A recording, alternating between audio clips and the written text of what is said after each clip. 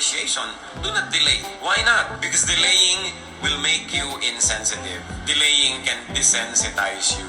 Pag hindi ka nakikinig agad ngayon sa pangangailangan ng kapwa, nasasanay ka na nakakarinig ng mga iyak, mga daing na hindi mo binibigyan agad. At kahit sa simula, may intensyon ka magbigay bukas, next week, sa dalas mong marinig na hindi ka pa umaaksyon, mamaya wala nang talab. And you become insensitive. And you get dehumanized. So don't say later to a needy person. Another thing that the Bible says is, do not say, I will take revenge. Gaganti rin ako sa'yo. Ayaw na ayaw ng Panginoon na sinasabi natin yan. Gagantihan kita.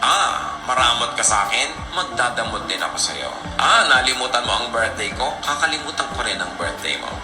Ayaw mo akong batiin, di rin kita babatiin. Proverbs 20:22, do not say, I'll pay you back for this wrong. Wait for the Lord, and He will deliver you. Yung nagbabalak ka ng masama laban sa iyong kapwa, sa tingin mo nagawang ka ng hindi maganda, ang ibabalik mo hindi rin maganda, God is our judge. Romans 12:19, Beloved, never avenge yourselves, but leave room for the wrath of God. For it is written, Vengeance is mine, I will repay, says the Lord. Huwag ka mag-iisip na magbalik ng masama sa masama. At kung minsan hindi nga masama akala mo lang pala masama. Ang interpretation mo, ang reading mo, ginagawang ka ng masama. So gagawa ka na rin ng masama. Mali pala yung reading mo. Pagka ka pala sinukat sa timbangan ng Diyos, ikaw lang yung gumawa ng masama, yung ginagantihan mo, hindi. Akala mo lang gumagawa sa'yo ng masama. Paano ngayon kung talagang gumagawa nga ng masama, tapos ginawan mo ng mabuti? Sa palagay mo, anong tingin sa'yo ng Diyos nun?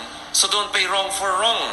And when your enemies or perceived enemies fall, do not rejoice. Sabi mo, ayan, buti nga, nakaganti rin ako sa'yo. Proverbs 24:17-18, Do not rejoice when your enemies fall, and do not let your heart be glad when they stumble.